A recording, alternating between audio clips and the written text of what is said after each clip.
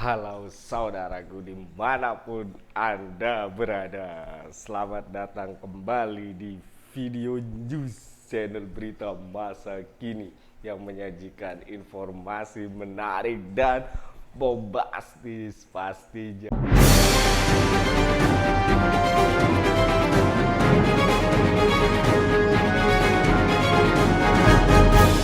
Bersama saya Agus Jotis, kita akan coba mengupas tuntas, kita akan coba menganalisis ya berita maupun isu maupun peristiwa yang lagi ramai saat ini ya. Dan untuk kali ini saya ingin membahas tidak jauh-jauh dari sektor pangan ya. Apa itu? Saya akan membahas terkait garam ya.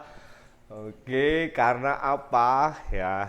Garam walaupun kelihatannya barang ya mungkin dianggap murah ya, sepele, tapi sebenarnya garam ini ya kadang bisa menjadi sesuatu isu yang bombastis. Bicara garam memang kadang dianggap sepele, padahal bumbu dapur yang satu ini ya walaupun kelihatannya murah ya, tapi sebenarnya ini tuh salah satu kebutuhan pokok yang pasti ada di seluruh dapur Indonesia ya. Sebenarnya isu ini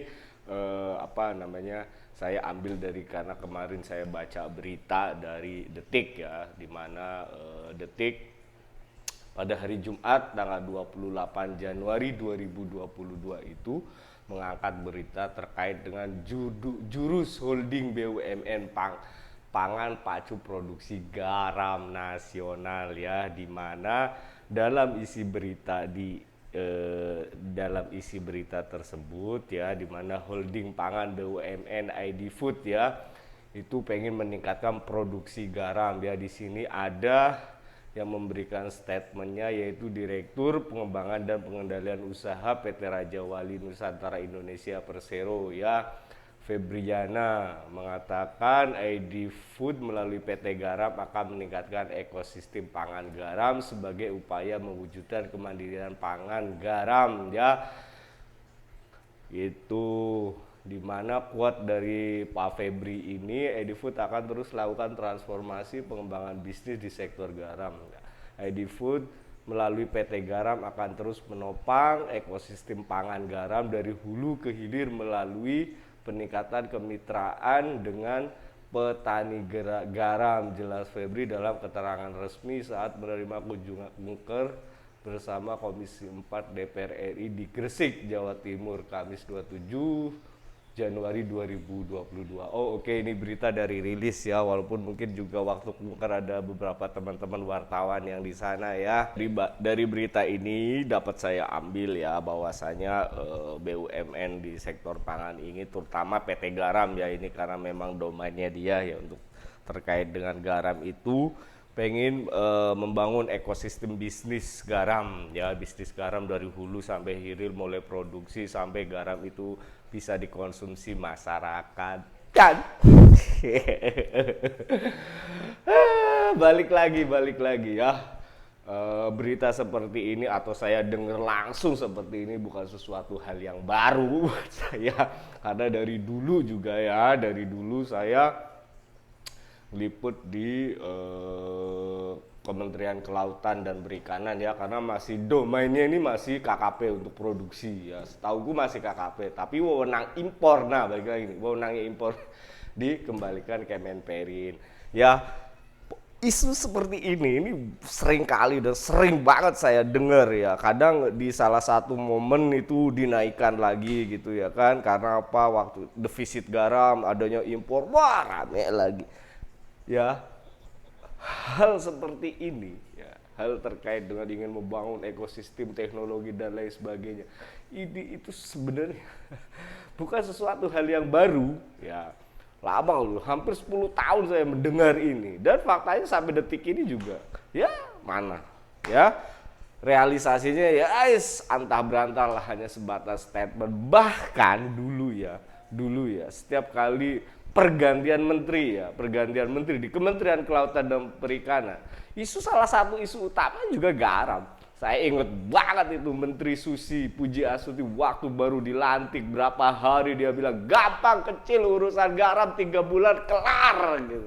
Kalau saya nggak bisa, saya siap mundur jadi menteri. Faktanya di rezim dia untuk kuota impor aja, untuk masalah impor garam, akhirnya wewenangnya dilempar ke Kementerian Perindustrian. Mungkin itu untuk impor garam ini, untuk garam industri ya, tapi nggak tahu untuk garam yang lain ya.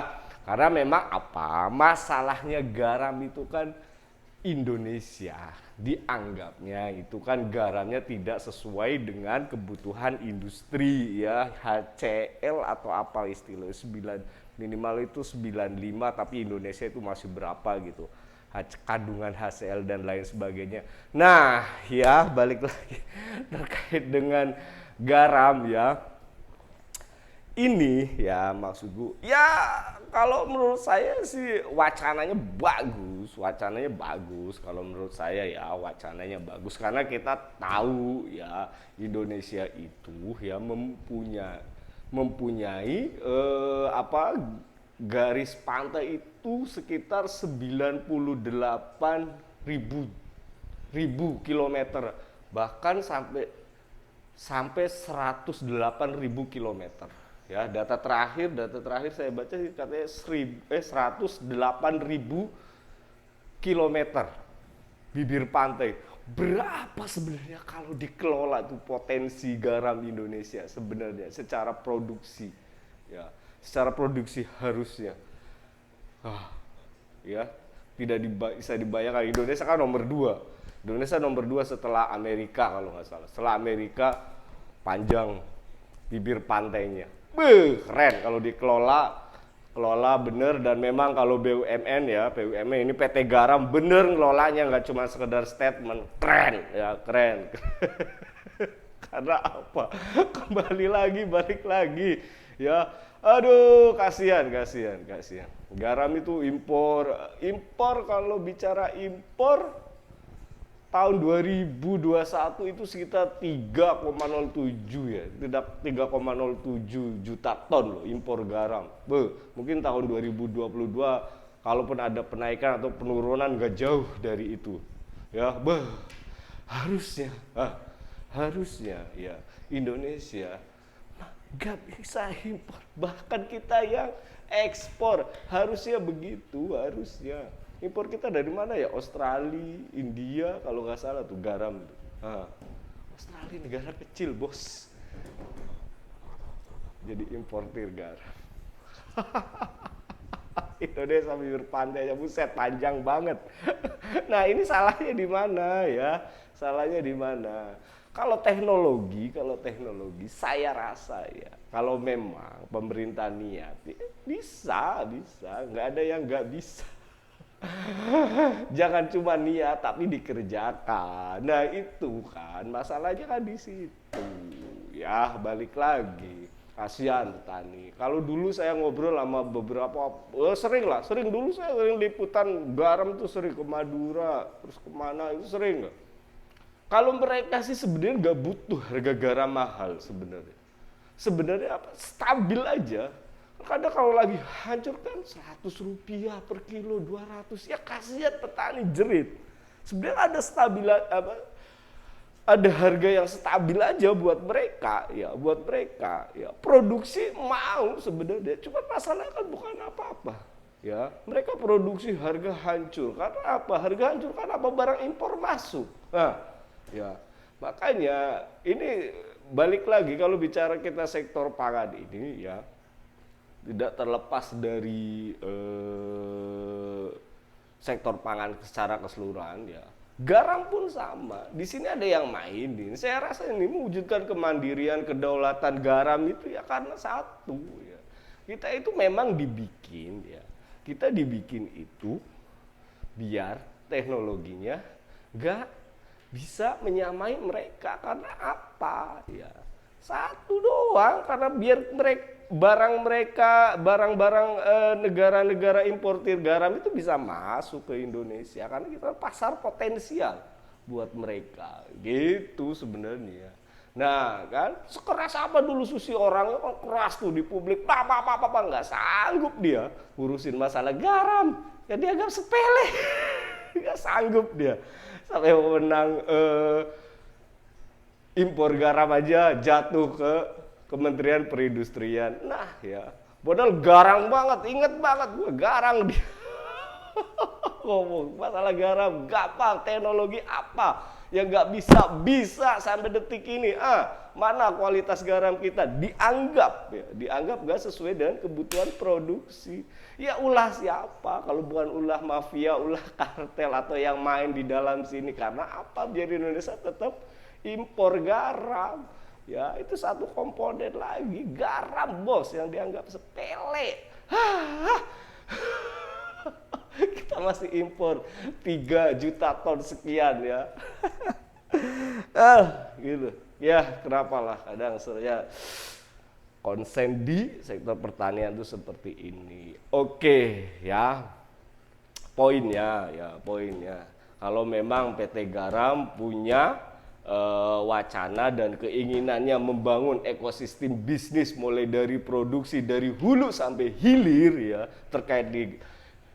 terkait dengan garam ya, saya apresiasi ya, wacananya bagus, tapi tolong ya direalisasikan, jangan cuma sekedar statement gitu aja sih, karena saya sudah sering banget dengar hal-hal seperti ini gitu ya. Kalau memang kalau memang garam ini ya kita bisa produksi sendiri ya, bisa meningkatkan kualitas garam sendiri ya, keren, lumayan, serius lumayan ya. Jangan cuma sekedar retorika dan statement belaka, butuh realisasi ya. Yang menghambat lawan, mafia, kartel dan segala macam, bahkan mungkin orang di dalamnya, orang pemerintahan dan lain sebagainya, bumi hanguskan saja ya, ini demi kedaulatan dan kemandirian garam di Indonesia gitu ya, karena kita pengen lah ya, kita negara kaya dengan sumber daya alam ya, minimal pangan tuh kita harusnya jadi eksportir bukan jadi importir. Hanya garam ini ya Indonesia bisa menjadi salah satu produsen garam dunia ya, minimal tidak impor lagi, produksi dalam negeri ya, mampu memenuhi kebutuhan nasional, baik untuk kebutuhan garam rumah tangga maupun kebutuhan garam industri ya. Saya harap ya BUMN kalau udah punya niatan dan lain sebagainya ya, coba direalisasikan, yang menghalang hampar, bumi hanguskan saja ya, untuk agar Indonesia menjadi produsen garam nomor 1 dunia, itu baru keren ya. Oke saudaraku ya, cukup sekian saja ya untuk bahasan saya hari ini ya. Dan ada apa lagi ya isu besok atau lusa ya yang akan saya bahas ya, untuk itu tonton terus video news ya. Harapannya channel video news ini memberikan manfaat ya bagi kita semua, untuk memberikan dan bisa membangun bangsa dan Indonesia, agar Indonesia ya bisa lebih mandiri dan maju. Cukup sekian dari saya. Sampai jumpa di video saya selanjutnya. Terima kasih dan tidak lupa salam cinta Indonesia.